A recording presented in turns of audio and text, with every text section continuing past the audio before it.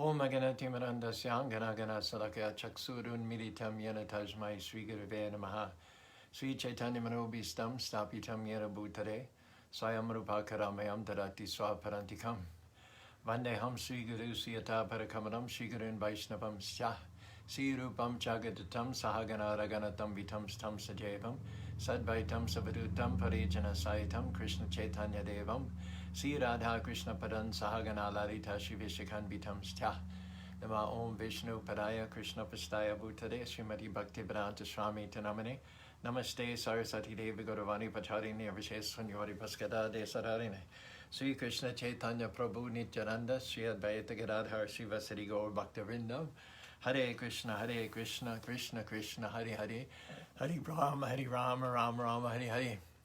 Narayanam Namaskritam, Naram Chaiva Narottamam, Devam Sarasatim Vyasam, Tato Jayo Dhyarayat, Nashtapariyashu Bhadresu, Nityam Bhagavata Sevaya Bhagavati Tamashoki, Bhaktir Bhavati Naistiki, Krishna Sradam Upagate, Dhammagam Lihesha, Karonastam Dishamisha, Paranako Dunoditaham. Tama Piyadavishuta Vishutam Vivo Samapyadena Virambarikish Prakyahidaho Mahoradanam Samklesha Nirvanam Santi Nanyataha. Good morning, Govinda, and a few other people. Good morning. I'm going to risk my thumb here. Govinda, good morning. It's Motivational Monday, but not only that, it is also the day before Janmashtami. In Salt Lake City. That's where we have our big gala celebration. Good morning, Rupa Manjari. We had a nice, small, modest Janmashtami observance here in Spanish Fork. We do it on Sunday in combination with the Sunday feast because we don't get a lot of people for such a religious celebration during the week. We get tons and tons of visitors and tourists during the week, non-stop, probably more busy than any ISKCON temple in America during the week in one sense, but in another sense to observe a spiritual festival on a Tuesday and in 90% Mormon-dominated Utah Valley, we just do it on Sunday. And so we had a nice program observing social distancing. Everyone wore masks. Probably had about 20, 25 people here. We did a nice Abhishek. Advaitacharya led a kirtan. I give a talk. Prashadam was there. So that's done. Now we have a lull before the storm, so to speak. Tomorrow from 4 o'clock in the Salt Lake City Temple, 965 East, 3370 South. There will be observances, a fire sacrifice at 4 o'clock, Krishna Stotra, 108 names of Krishna while offering flowers. There will be an arti at 6 o'clock. The Abhishek, the bathing ceremony, will be 8 o'clock. There'll be continual kirtan throughout the day and packets of dry prasadam for those that like to come. We won't be able to congregate more than about 20 people in the temple, but we hope to have several hundred people just passing through, getting darshan, attending one or another of the functions briefly and getting some prasadam and moving on. Good morning, Jimmy from Minnesota, from Tooele, Radhe Sham. Welcome to Motivational Monday, as well as the day before Janmashtami. Our verse today is the 32nd verse in the second chapter of the first canto of the Srimad Bhagavatam. Yatahi avahito vanir darushe eka shayonishu naneva bhati vishratma bhutishu ta cha tata puman. Vishra means universe and Atma means soul. So this Vishratma refers to Krishna being the soul of the universe. Kunti also addressed him in the same way. Ata vishvesha vishratmam Vishra Mortu Shikesham Shneya Pashmimam Jindi Dridishu Vishnu Pandishu. Krishna is everything, Krishna is everywhere. He's within the atom, he's within the heart of all living beings. The name Krishna means all attractive. So whatever attracts you to others, your spouse, your children, your grandparents, your friends, your colleagues, wherever you see an attractive quality that makes you want to get closer to that person, just like on a winter's day, you want to find heat sources and get yourself up cozy with those heat sources. So similarly, wherever you feel attracted, wherever you see somebody who exhibits a quality that makes you want to get closer to them so that some of that will rub off on you and warm you up, so to speak, from a spiritual point of view, know it that attractiveness comes originally from Krishna.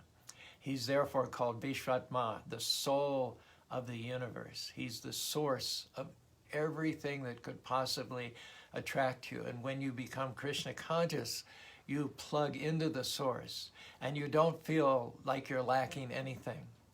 I'm sure that everyone who's married, the thought has flittingly crossed their mind at some point, well, what if I'd married this other person? Or she has great qualities, or he has something that my husband doesn't have. I mean, we're always second guessing ourselves based on the fact that none of the created living beings, although we have the attractive qualities of Krishna, we're not complete. We don't have the full range of attractive qualities, nor do we have them permanently, eternally, such as Krishna does. So all that second guessing, all those thoughts of what if, go away when you plug into Krishna, who's the source of all attractive qualities. There's nothing missing in Krishna. Sometimes a girl will whisper to another girl about a passing man or a passing acquaintance that he has everything. No, he doesn't have everything. If you think he has everything, you're an illusion. However, when you conclude that Krishna has everything, that is actually the highest level of transcendental spiritual knowledge. Great saints and sages only reach that after studying the scriptures for many, many lifetimes. Bahunam jamanamate, ganavam prabhapadite, vasudeva samamiti samahatma sujalabaha. If you conclude that Krishna is everything, then you are by definition a Mahatma, because you've come to the same conclusion. You've come to the same destination. You've come to take shelter at the same lotus feet that great saints and sages have arrived at only after studying the scriptures for many, many lifetimes. So let's give the translation of the verse here. Once again, if you just joined us, thanks Bhaktin Shivangi and others. We're on the 32nd verse of the second chapter, the first canto of the Srimad Bhagavatam. And our verse translates, O Lord, as Supersoul, the Lord, as Supersoul, pervades all things, just as fire permeates wood. Oh, good morning, Devaniti. And so appears to be of many varieties, though he is the absolute one without a second. And then there's a very short 2-sentence purport here by Srila Prabhupada.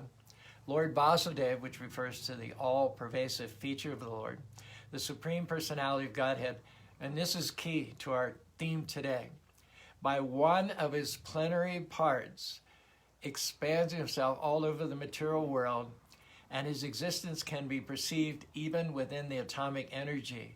Matter, antimatter, proton, neutron, electron, etc. are all different effects of the Paramatma feature of the Lord. In the Brahma Samhita, poem by the great Lord Brahma, creator of the universe, he says, Eko piyashore chayatam jagaranda koti yakshaktirashti jagaranda chayadantam andantarashta paramano chayantarashta govindam adipurusham tamahang bhajami. He, Lord Krishna, Govinda, is an undifferentiated entity, as there is no distinction between the potency and the possessor thereof. That means that the Lord is fully present, fully and potently present within each and every atom. In his creation of millions and millions of worlds, the potency and the possessor of the potency, the source thereof, remain inseparable. That means to say that all the countless universes exist in him, and he is present in his fullness in each and every one of the atoms that are scattered throughout the universes at one and the same time. Govindam Adi Purusham Tamahang Bhajami. Lord Brahma says, this is the Govinda, the primeval Lord whom I adore. This is called Achinta Beta Abeta Tattva. That the nature of the Lord is that he is simultaneously and inconceivably one and different from his creation. It's inconceivable to us because we're bounded, limited by time and space. I'm an eternal spiritual spark, part and parcel of the Lord. However, I'm not unbounded like the Lord is, because my power is limited as opposed to his unlimited power. I'm incarcerated within this material energy. I am trapped within this body, and so therefore I'm not unbounded. But along with the individual jiva soul in the heart of the living being is accompanying him the super soul, or the all-pervasive aspect of the Lord. That means to say, the good news is, to start off this Motivational Monday leading into Janmashtami 2020, remind yourself throughout the day, when you chant Hare Krishna, Krishna Krishna, Hare Hare, Hare Rama, Rama Rama, Hare Hare, let that be a constant reassurance that the Lord who created millions and millions of universes is fully present within your heart. And that means he can do anything if you tap into him by honoring him through chanting his holy names, taking consecrated food that's offered to him, and being open to be engaged in his service. Now, here's an interesting point. The Lord is fully present within your heart, and at the same time, inconceivably, he's also apart. Now, the apartness does not detract in any way from the fullness of being in your heart. It just means that he's omnipotent, that's all. We serve a great God. In the absolute, if you subtract one from one, you still have one. So the Lord is at the same time fully present within your heart, fully capable of breathing in your direction, taking you to places that you could never imagine, fulfilling your wildest dreams. At the same time, he's not limited to your heart. He's fully present within your heart, but he's not limited to your heart. He is simultaneously and inconceivably separate as well. Therefore, the localized aspect of the Lord, which is an indication of his ubiquitousness, his all-pervasiveness, is only a part of a part of a part of a part of a part of a part of a part. In other words, that aspect of the Lord who is fully present within your heart is only a localized aspect of the majesty of Krishna, who resides in his own spiritual world and from whom emanate all the Vishnus, all the Vaikuntha planets, and all the material universes. From that subjective manifestation of the Supreme Personality of Godhead, Govinda, whom the creator of our universe, Lord Brahma, adores, come from his plenary portions in the spiritual world, Karnadakshay Vishnu, Garbhadakshay Vishnu, and Churudakshay Vishnu. Karnadakshay Vishnu is that expansion of the Lord who lies down in a corner of the spiritual world, and from his breathing and from his pores come millions and millions of universes, originally like little tiny golden eggs described as 3 times the size of an atom. That means this universe, right? As it emanated from the Lord, was originally 3 times the size of an atom. But from that expansion of the Lord, that portion of the Lord, the great gigantic Mahavishnu, another expansion called Garbhadakshay Vishnu entered into each and every one of those little tiny golden eggs, just like the soul enters into the body and the womb of a pregnant woman. And because of the presence of Garbhadakshay Vishnu in the universe, each universe expands. And then, as the living beings become manifest in 8,400,000 species of life, there is a third expansion called Kshirodakshay Vishnu, and he enters into every atom and the heart of all living beings. And the example is given as light is variously manifested in different candles. Similarly, the Lord shines through different forms, different demigods, different human beings, different mammals, different reptiles, different aquatics, different species of life represent the creative potency of the Lord. Within each and every one of them, there is the light of spirit.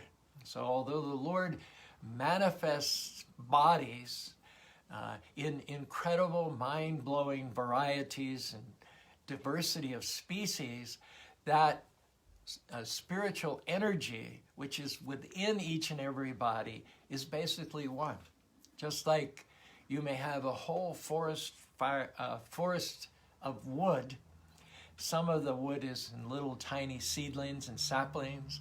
Some of the wood manifests itself in giant redwoods that you could drive a car through. So although there's huge trees and there's little tiny twigs and saplings, the fire within all of that variety and sizes of wood basically is one. So similarly, spirit, which pervades and illuminates each and every one of us, is one, just like fire exists within wood. It is said in another verse by Lord Brahma, Departureva dasantanam avapeta dipayate vibitu hetu sanarama estadu devacha vishnatya badi govindamari purusham tamahang bhajami. Just like one candle can light 100 other candles, 1,000 other candles, 1,000,000 other candles, and those candles can be as powerful as the original candle. So similarly, the Lord expands himself in two categories, Shramsha and Vibhinansha. His integrated expansions, which are basically non-different from him, then his separated expansions, which are living beings like you and I. Now his integrated expansions, Ramadi, Mortishu, Kala, Nimena, Tishtat, Nanavata, Ramakaroda, Govanishu, like Rama, Nishringa, Varaha, Parashram, Kurma, Matsya. These are the integrated expansions of the Lord, just like candles, which are as powerful as the original candles.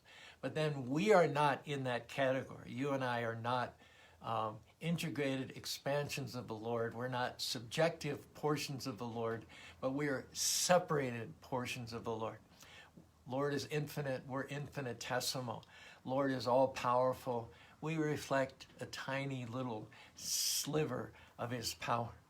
So just like the fire within wood is always the same, similarly, the spirit, or that which causes all living beings to emerge, to manifest, to survive, to thrive, is one. Advaitam, Achyutam, Anadim, Anantarupam. God is simultaneously, inconceivably one with his creation, at the same time different from it. Example is given that, let's say, the architect created the temple. So the temple is one with the architect.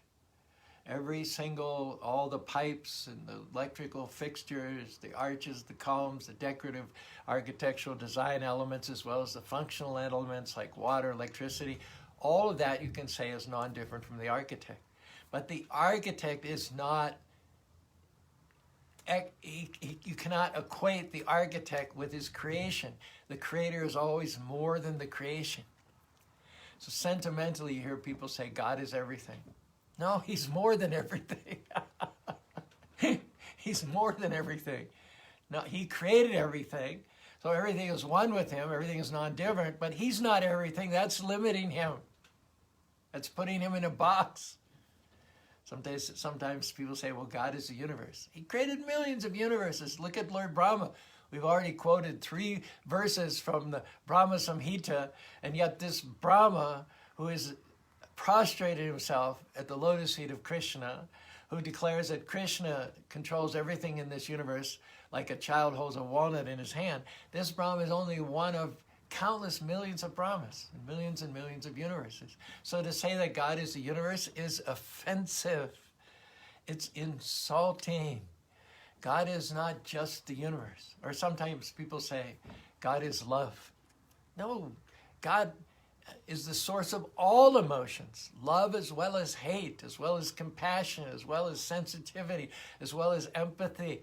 All emotions come originally from the original supreme sentient being. So to say that God is only love, to limit him to one feeling, is offensive. Love is one of the things that God does. Love is not a noun. Love is a verb. Love is not something that you are. Love is something that you do. So certainly God loves. He loves better and more expansively and more completely and more empathetically than any other living being. He holds us in his hands. He accompanies us as the super soul in the heart of all living beings. Talk about love. Your parents, if you leave them, if you insult them, if you revile them, they will distance themselves from you. They will separate themselves. Maybe in their minds it's only temporarily until you recover your senses, regain your sanity, but they're going to step away from you if you insult them. However, though we have stepped away from Krishna, though we have distanced ourselves from our loving Father and intentionally placed ourselves remotely from him, he doesn't step away from us. Upadrashtanamarta cha bhota bhakta paramaitmi chapiyo dehi shmin parusham karu. In this body of earth and air and fire and water and flesh and blood and bones that we have adopted because of our separatist mentality from Krishna, and as we sojourn in this material world by our own choice, separated from Krishna, he hasn't walked away from us. He hasn't disowned us. He hasn't separated from us. He has graciously, expansively, lovingly accompanied us into our exile in this material world, far away from the transcendental abode of the Lord. He continues to make a connection with us. He continues to stand by us. He witnesses our nefarious, illicit activities. He even permits us to do wrong in the hopes that in the course of our doing wrong, we'll realize what is in fact right. Father may counsel the child, don't touch fire. Repeatedly, don't touch fire, don't touch fire, don't touch fire. But if the child is bound and determined to ignore the good advice of the father, then finally the father will capitulate and say, okay, touch fire if you're not going to learn in a painless way. I want you to learn. I want you to mature. I want you to incorporate this lesson. It will equip you for living a happier, more fulfilling life. And so if the only way that you're going to learn not to touch fire is to touch fire, then go ahead and do it. Eventually he lets it. And then when the child touches fire, he can't blame the father. Oh, Father, you burned me. That's not at all the case. So he's the overseer, the proprietor, the best friend. He accompanies us. He not only witnesses all of our activities, which are outside of God consciousness, but he permits us the misuse of our own free will. And when you think about it, on one level, every time we misuse our free will, every time we use our will not to honor God, but to cater to the senses and the whims of the body and the mind in this material incarnation, it glorifies God. Think about it. What other creator can produce a byproduct who has their own free will, and with that free will can then turn around and ignore or even revile their creator? Every time an atheist decries God or says there's no God, in a kind of left-handed roundabout way, he's confirming the existence of God, because he wouldn't have had the free will in the first place if it wasn't for the creative powers of God. And God's creative powers are such that having given us free will, he doesn't interfere with that. He actually allows us to misuse that free will. There is no other creator who can do that.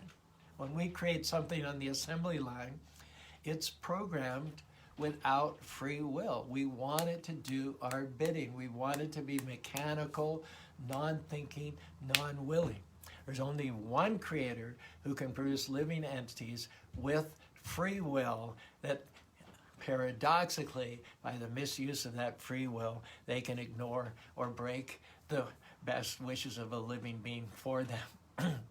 So as another example is given, as butter is within milk, and with churning, you can get from milk, you can get butter. But then from butter, you cannot go back and get milk. Similarly, Krishna, Swayam Bhagava, the original personality of Godhead, is the source of all these categories of expansions.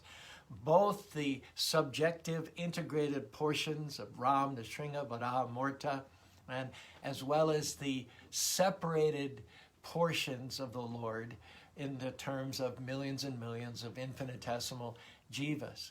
We all come from the Lord, but having come from the Lord, then you cannot reverse the process and get the Lord back from those integrated portions of the Lord. However, he is within your heart. So by the process of hearing and chanting, Ata Sri Krishna Namadi Nabaved Shevan Mukhi Jibado Shayam Avash Paratyadaham, by submissive oral reception to the messages of the Lord as presented to us in the Srimad Bhagavatam, which is the sound incarnation of the Lord, as we open up our ears and drink the transcendental messages of Krishna's name, form, paraphernalia, devotees, and pastimes, as we take that through the ears into the heart, what it does is it causes the heart to unfold, blossom, cleanse itself, and on the lotus petal of the heart, the experience of the Lord within the heart is manifest to the aspirant devotee. Hare Krishna, Krishna Krishna, Hare Hare, Hare Rama, Rama Rama, Hare Hare. And Prabhupada says, this ability to discern the Lord by hearing from bona fide scriptural authorities, by hearing the prayers of realized souls, and by chanting the names of the Lord, Hare Krishna, Krishna Krishna, Hare Hare, Hare Rama, Rama Rama, Hare Hare. This ability is unique to the human form of life. This is what distinguishes us from the animals and from the beasts. We can realize God by oral submissive hearing, but no matter how much they hear about the soul, about the super soul, about the expansions of the Lord, the dogs and cats and llamas and peacocks and parrots will never, ever understand. Prabhupada used to say, the elephant has big ears, but he's not thereby qualified for realizing God within the heart. You can sit down in front of the elephant or the dog or cat and recite Srimad Bhagavatam, Janmari Yasya Yataha Navayatadi Chartishu, Tene Brahmadaya Adikvai Mantya, Teja Varimaram Tatavinam Chargamisham Damna Shreda Shara Nariskus Pacham Samadimahi. You can quote all the beautiful Sanskrit poetry, divine Sabda Brahman, sound vibrations which descend to us directly from the spiritual world, all you want to the elephant or cat or dog. And they're sitting there, they've got ears, but they don't understand a word that you're saying. They're only wondering, when do I get fed? Or where can I sleep?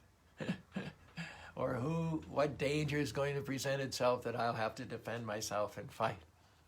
Yashatma Buddhi Kunape Tridahaduke, who identifies this body made of mucus, bile, and phlegm as the self, Shwadihi Kala Tradishu Boma Ijadihi, the byproducts of this body in terms of children and nephews and nieces and cousins, who identifies the extended versions of this body as the self, Bhumi Ajadihi, who takes the land of one's birth as worshipable, Janashu Abhignashu Saeva Gokaraha, is swimming in an ocean of ignorance and is no better than the cow or the ass, according to the conclusion of our great spiritual authorities. To Lord Brahma, in the 3rd canto, 9th chapter, 32nd verse of the Srimad Bhagavatam, Krishna says, Yadate sarva bhuteshu dareshu agnim iva shtitam. Dara means wood, and Agni means fire. So shtitam means as fire is situated in wood, Yadate sarva bhuteshu. As fire is situated in wood, Krishna says to Brahma, I am contained within all living entities. Pratichakshita mamloka jayatari eva kashmalam. Krishna says to the creator of our particular universe, you see me in all living entities as well as all over the universe. In other words, I, the Supreme Lord, am in the hearts of all living entities, and I am all over the universe insofar as I am situated within the atom. In the same way that fire is situated in wood, big redwood trees, twigs, big, small sizes, diversity. Wherever you see wood, know it for certain that there's fire contained within that wood. So if you become God conscious, if you will awaken your dormant God consciousness by hearing scripture and chanting the holy names of the Lord, Hare Krishna, Krishna Krishna, Hare Hare, Hare Rama, Ram Rama, Hare Hare, you will see the Lord everywhere. There will not be anywhere you turn that you will not see the Lord. Just like every time we see wood, we see fire contained within the wood. Similarly, a God-conscious, Krishna-conscious person sees God always and everywhere. At the same time, he knows that those all-pervasive aspects of the Lord, being in the heart of all living being and being within every atom, are only an insignificant portion of the Lord, but that he himself, in all of his glory, while non-different from the universe, is also apart from the universe. He has his own transcendental abode in a transcendental self-effulgent world, and we as devotees aspire at some point in time not to again take birth in this material world of birth, death, disease, and old age, but to develop our full-fledged spiritual body by virtue of serving the Lord and transfer ourselves directly to his transcendental abode. So even though one is never apart from the Lord in this material world, that the Lord is everywhere and always present, still he is also separate in his transcendental abode. And we do not desire to sojourn any longer in this material world than it is minimally and absolutely necessary. So it is said here in Prabhupada's purport to this verse, as fire kindled in wood is always the same, although the wood may be of different types, similarly all bodies within the material creation may be specifically different according to shape and quality, but the spiritual energy within all bodies is non-different. And the quality of that spiritual energy, which is light and heat, is the same everywhere. So all living beings are one. Consider that in this troublesome time, not only do we have the pandemic, but in response to the pandemic, in response to the political leadership or lack of leadership in this country, there is so much controversy, there is so much divisiveness, there is so much rancor, suspicion, mistrust, there's so much nasty invective hurled back and forth. Let all those contentious living beings stop for a moment, pause, and consider that within each and every one of us there is the same spiritual living force, possessed of the same light, the same ability to enlighten, and the same ability to warm, to bring us back to that place of peace. So this is called unity in diversity. Vijay vina sampane brava gavini haistini suni chaiva shapake cha pandita samadarshana. The symptom, how one knows an enlightened God-conscious person, how someone has become illuminated with transcendental knowledge through submissive oral reception, is that they don't see any difference. They see an elephant, they see a dog, they see a dog eater, they see a parrot, they see a llama, they see an ant or a peacock. What they're seeing is not differences. They're seeing the same energy of the Lord in the side of each and every living being. And the same Lord, not only is he constantly accompanying us in the heart and surround us through his all-pervasive aspect, but being anxious to bring us back to home, back to God, in addition to his outreach in those different areas, he occasionally comes in his original transcendental form. He descends in his Atma Maya, his unborn, eternal, imperishable, infallible body. Periodically, he walks the earth. He exhibits himself in the hopes that we'll be inspired by his beauty, by his intelligence, by his knowledge, by his compassion, by his power, by his humilities, to awaken from our materialistic stupor and aspire to follow him back to home, back to God. We're going to celebrate tomorrow Janmashtami, the divine transcendental appearance of the Lord into this material world in a human-like form as a historical personality. He comes on a mission of mercy to try to inspire us and to incite us to take up the process of devotional service and go back to home, back to Godhead. It is said of his so-called birth through his mother, Devaki, after many, many years, the Supreme Personality of Godhead, Madhusudan, the killer of the demon Madhu, in other words, that Lord who lives from beginning to middle to end, who's present within all the universes, material and spiritual, who enacts unlimited pastimes here and there, who in the past killed Madhusudan, the demon Madhu. He entered into his mother Devaki through the semen, through the injection of the Lord, through the glance of the Lord, by the arrangement of the Lord. Although he is all pervasive, he's within every atom, he elected to appear as if having been born from the womb of Devaki, just as fire comes from wood in the course of a sacrifice. So God is everywhere. He's non-different from his potency. He's fully present in every nook and corner of the material creation. So why he cannot come from the womb of Devaki? He's everywhere, but he's not in the womb of Devaki? Is that what you're saying? Or as he came as Kapil through the womb of Dehuti. He came through a pillar as the half-man, half-lion incarnation of Nrsimha. He came as Varaha, the boar incarnation, through the nostril of Brahma. So does this mean that the nostril of Brahma was the source of the appearance of the Lord? Does it mean that the pillar on the porch of Hiranyakashipu was the source of Lord Nrsimhadev? No, it does not. Neither does it mean that the womb of Devahuti or Devaki was the source of the appearance of the Lord. He's already present, as fire is already present within wood.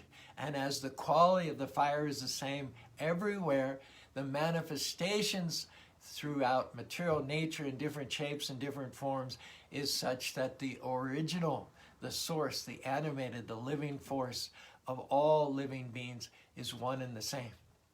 Now the Lord is always omnipotent, no matter what form he exhibits himself. In his subjective, integrated portions, he's omnipotent. In the only 7th year of his manifested pastimes, when the Lord appeared 5,300 years ago, Indra, the king of heaven, tried to drown all the inhabitants of Krishna's rural village, Vrindavan, with a storm that he normally only evokes at the time of cosmic annihilation. An extraordinary storm. This wasn't just a category 5 storm.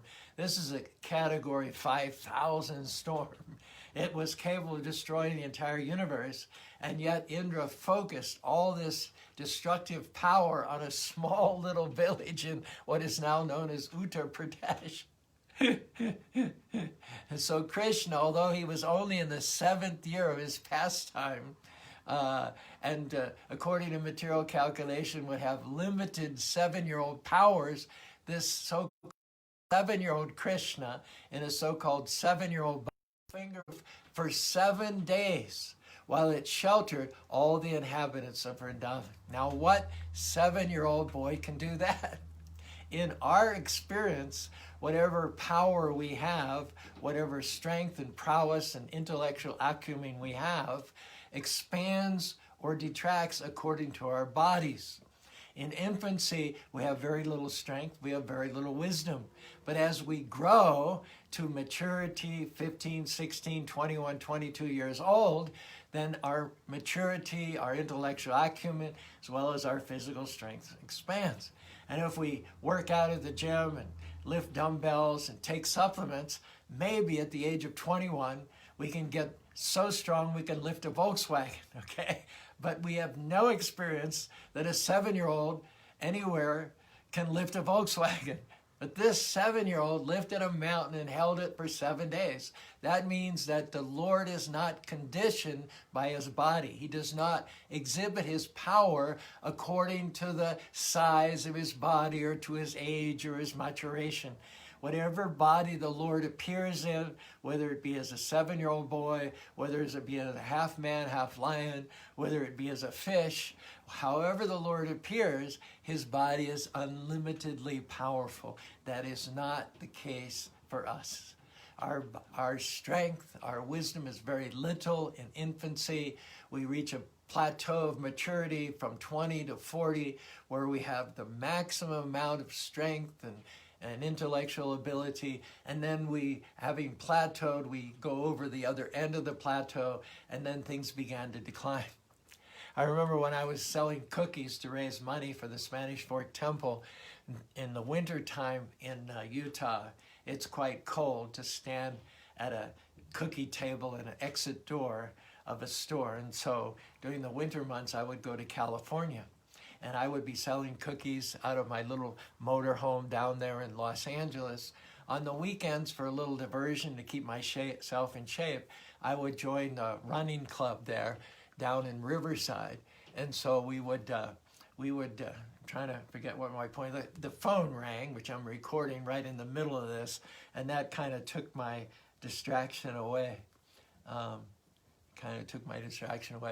Anyway, I forget what the point was, but in those days, in my 40 or 45 or 49-year-old body, I was able to run 25-mile training runs and marathons and 5Ks and 10Ks routinely. In fact, my PR for a marathon was one time I ran a marathon down there in La Quinta near Palm Springs, and out of 32 marathons I ran, my best time was 3 hours, 1 minute and 17 seconds. Never quite broke 3 hours. I remember the point I was making, but one of the men who was in the running club that I trained with out there in Riverside, he was 65 years old. He was in extremely good shape. He was a good-looking man. Forget his name, but he was a kind of dark-complected, that Mediterranean olive complexion from Italy originally. And he confided in me one day. He said, Caru, he said, I'm 66, and when I passed 65, my conditioning, my strength, my ability, my stamina, it was like free fall. It was like dropping off the edge of a cliff. And I found pretty much the same thing to be true. You know, although I had my running days in the 40s, I could no longer walk or even run a marathon now than I could. And it's just unthinkable and impossible. Because now, having advanced from my 40s to my 70s, my power has proportionally diminished. But even the Lord in a 7-year-old body lifted a huge mountain and held it aloof on the little finger of his left hand. So let's, having spent 45 minutes together on Motivational Monday and being excited and anticipatory about tomorrow, which will be Janmashtami, let's break off here our session. Hopefully we've given you enough points to think about and enough inspiration to increase the quality of your hearing and chanting, because that is the way that you'll realize, that is the way that the Lord, who is everywhere, becomes manifest to you. Just like the expert electrician, electricity is everywhere, but it doesn't do you any good.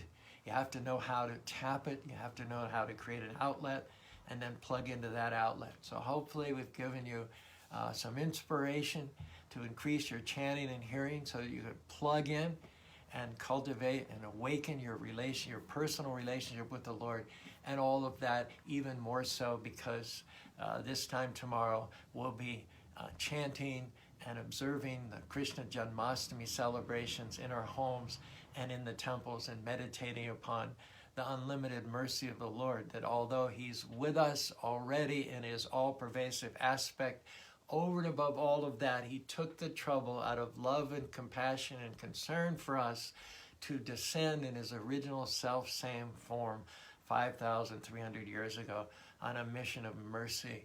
He's canvassing, He's on bended knee, He's got folded hands. Please, I miss you.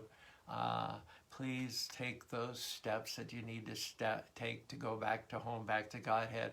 I promise that if you take one step towards me through doubting's dim, Krishna says, I will advance a mile in blazing light to Him. So until we meet tomorrow on Janmashtami, we'll probably do a reading or something, or maybe talk specifically about the 4th chapter of the Bhagavad Gita, how the unborn becomes born. Until then, don't forget to chant Hare Krishna, Krishna Krishna, Hare Hare, Hare Rama, Rama Rama, Hare Hare.